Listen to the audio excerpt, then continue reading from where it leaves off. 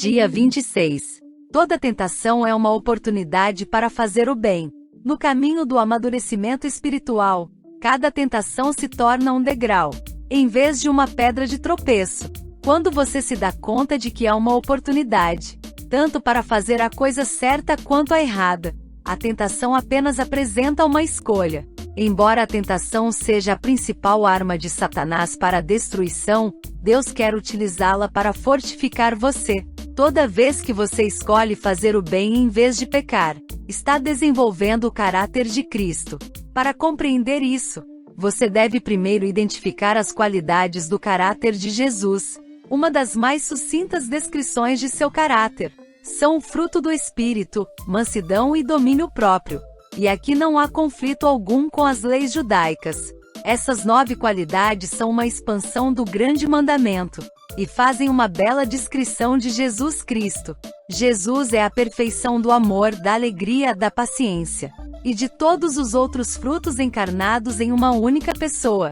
Ter o fruto do Espírito Santo é ser semelhante a Cristo. Como então o Espírito Santo produz em sua vida esse fruto? Com 9 qualidades? Ele os cria instantaneamente? Será que algum dia, ao se levantar pela manhã, você será repentinamente preenchido de forma plena por essas características? Não. O fruto sempre se desenvolve e amadurece lentamente. A próxima frase é uma das mais importantes verdades espirituais que você pode aprender. Deus desenvolve o fruto do Espírito em sua vida, permitindo que você passe por situações nas quais é tentado a exteriorizar uma característica exatamente oposta. O desenvolvimento do caráter sempre envolve uma escolha, e a tentação supre a oportunidade. Por exemplo, Deus nos ensina a amar, pondo pessoas desagradáveis ao nosso redor. Amar pessoas agradáveis que ainda por cima nos amam não exige nenhum caráter. Deus nos ensina a verdadeira alegria no meio da aflição, quando nos voltamos para Ele. A felicidade depende de circunstâncias externas, mas a alegria se baseia no seu relacionamento com Deus. Deus faz a verdadeira paz desabrochar dentro de nós, não fazendo que tudo saia como planejamos, mas permitindo períodos de caos e confusão. Qualquer um pode ficar tranquilo observando um belo pôr do sol, ou relaxando durante as férias. Aprendemos a verdadeira paz quando optamos por confiar em Deus, em situações nas quais somos tentados a ficar preocupados ou temerosos. Da mesma forma, a paciência é cultivada em situações nas quais somos forçados a esperar, enfrentando a tentação de nos revoltar por causa de nosso pavio curto. Deus utiliza a situação oposta de cada aspecto do fruto para nos permitir fazer uma escolha. Você não pode afirmar que é bom se jamais foi tentado a ser mal. Não pode se dizer fiel se nunca teve a oportunidade de ser infiel. A integridade é construída ao se derrotar a tentação da desonestidade. A humildade cresce quando nos recusamos a ser arrogantes, e a resistência se desenvolve toda vez que resistimos à tentação de desistir. Cada vez que você derrota uma tentação, torna-se mais semelhante a Jesus. Como a tentação funciona? É útil saber que Satanás é absolutamente previsível. Ele tem usado a mesma estratégia, bem como velhos truques. Desde a criação, todas as tentações seguem o mesmo padrão. Foi por isso que Paulo falou: somos bem familiarizados com os seus esquemas malignos. Na Bíblia aprendemos que a tentação segue um processo de 4 fases, que Satanás usou tanto em Adão e Eva quanto em Jesus. Na primeira fase, Satanás identifica um desejo dentro de você. Pode ser um anseio pecaminoso, como o desejo de vingança ou de controlar os outros. Pode ser um anseio normal e legítimo, como o desejo de ser amado, valorizado e de sentir prazer. A tentação começa quando Satanás sugere, com um pensamento, que você ceda a um desejo maléfico, ou realize um desejo legítimo da forma errada, ou na hora errada. Tome cuidado com atalhos, frequentemente são tentações. Satanás sussurra: você merece isso. Você deveria ter isso agora. Vai ser emocionante, confortante. Vai fazer que você se sinta melhor. Pensamos que a tentação está ao nosso redor, Mas Deus diz que ela começa dentro de nós. Se você não tiver o desejo interno, a tentação não tem como atraí-lo. A tentação sempre começa na sua mente, e não na circunstância onde ela ocorre. Jesus disse: pois do interior do coração dos homens vêm os maus pensamentos, as imoralidades sexuais, os roubos, os homicídios, os adultérios, as cobiças, as maldades, o engano, a devassidão, a inveja, a calúnia, a arrogância e a insensatez. Todos esses males vêm de dentro? Tiago nos diz que existe um exército inteiro de maus desejos dentro de vocês.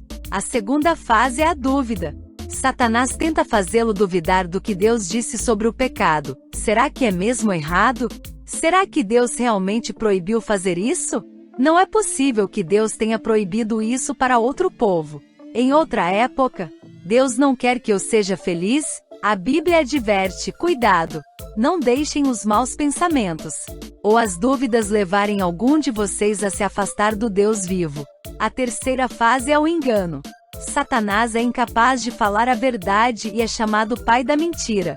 Tudo que ele lhe disser será falso, ou nada além de uma meia-verdade. Satanás oferece a mentira para substituir o que Deus já disse em sua palavra. Satanás diz: você não vai morrer, você será mais esperto que Deus. Você pode se dar bem com isso. Ninguém vai saber. Vou resolver os seus problemas. Além do mais, todos estão fazendo isso. É apenas um pecadinho.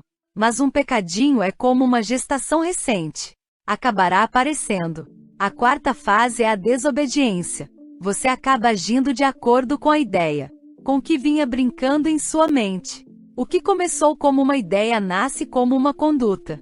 Você cede a qualquer coisa que chamar sua atenção. Acredita nas mentiras de Satanás e cairá na armadilha sobre a qual Tiago alertou. As pessoas são tentadas quando são atraídas e enganadas pelos seus próprios maus desejos. Então esses desejos fazem com que o pecado nasça, e o pecado, quando já está maduro, produz a morte. Não se enganem, meus queridos irmãos. Superando a tentação. Compreender como a tentação funciona é proveitoso em si, mas existem passos específicos a ser tomados para que você a supere. Recuse-se a ser intimidado. Muitos cristãos são aterrorizados e desmoralizados por pensamentos perturbadores, sentindo-se culpados por não estar além da tentação.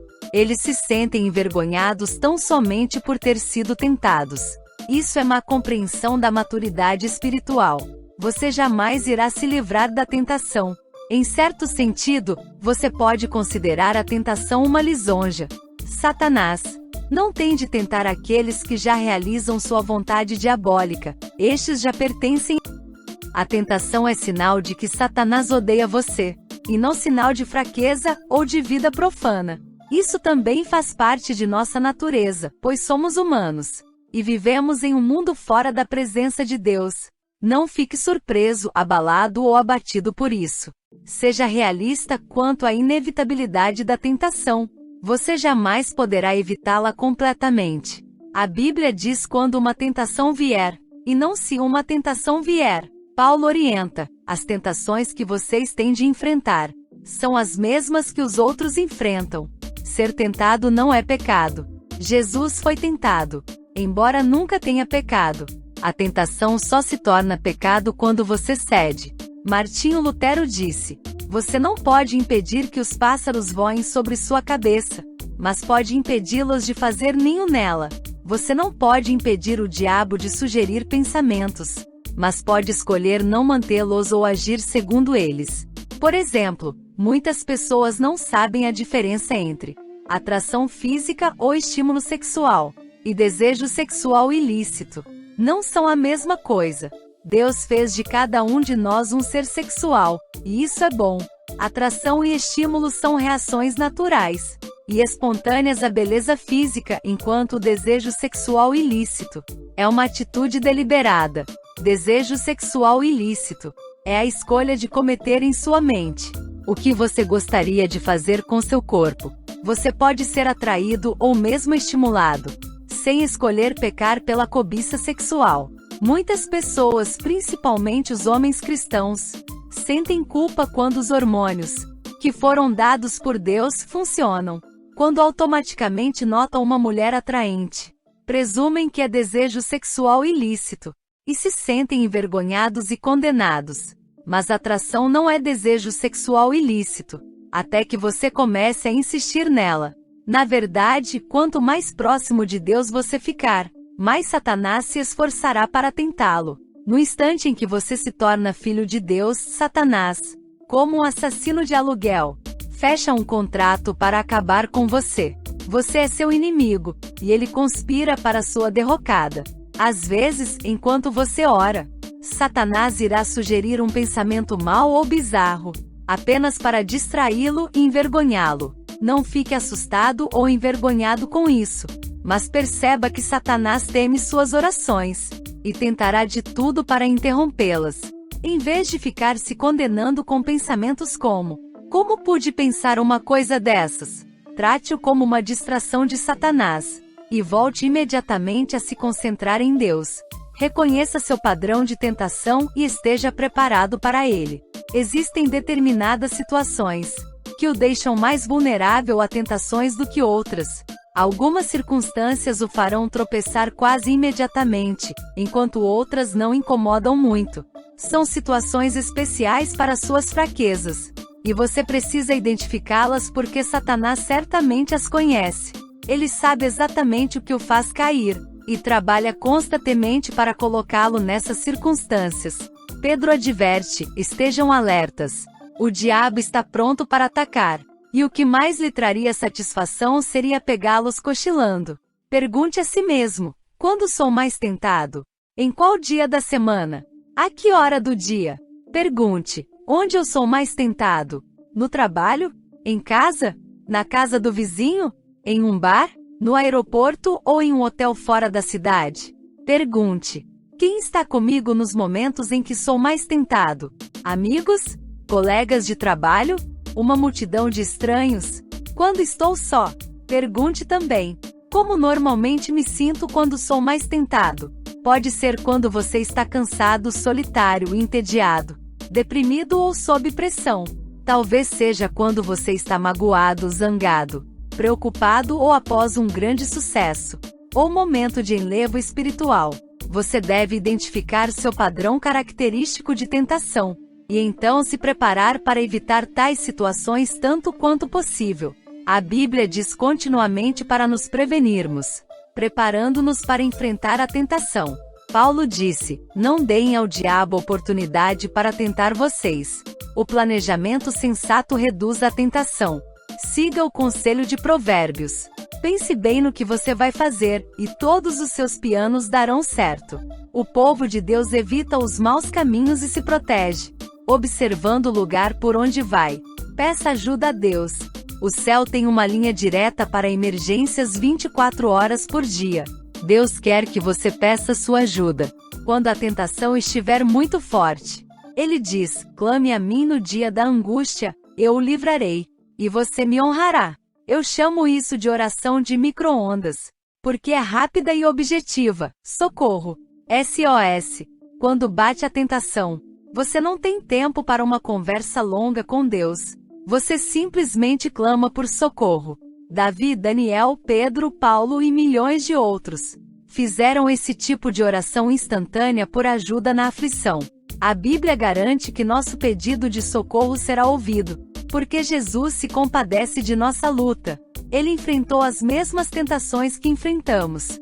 Não temos um sumo sacerdote que não possa compadecer-se das nossas fraquezas, mas sim alguém que, como nós, passou por todo tipo de tentação, porém sem pecado. Se Deus está esperando para nos ajudar a derrotar as tentações, por que não pedimos sua ajuda com mais frequência? Falando com franqueza, às vezes não queremos ser ajudados. Queremos ceder à tentação, embora saibamos que é errado. Nesses momentos, pensamos saber mais do que Deus o que é melhor para nós. Em outros momentos ficamos envergonhados de pedir auxílio a Deus, porque vimos cedendo à mesma tentação várias e várias vezes. Mas Deus jamais se irrita, se aborrece ou perde a paciência, enquanto continuamos nos voltando para Ele. A Bíblia diz: Tenhamos confiança e cheguemos perto do trono divino, onde está a graça de Deus. Ali receberemos misericórdia e encontraremos graça sempre que precisarmos de ajuda. O amor de Deus não se esgota, e sua paciência dura para sempre. Se você tiver de clamar pela ajuda de Deus 1000 vezes por dia, a fim de derrotar uma tentação em particular, Ele ainda estará ávido para lhe dar misericórdia e graça. Então venha corajosamente à presença de Deus. Peça-lhe forças para fazer a coisa certa. E depois espere que Ele lhe supra. As tentações nos mantêm dependentes de Deus. Assim como as raízes crescem mais fortes quando o vento sopra contra a árvore. Todas as vezes que enfrenta uma tentação, você se torna mais semelhante a Jesus.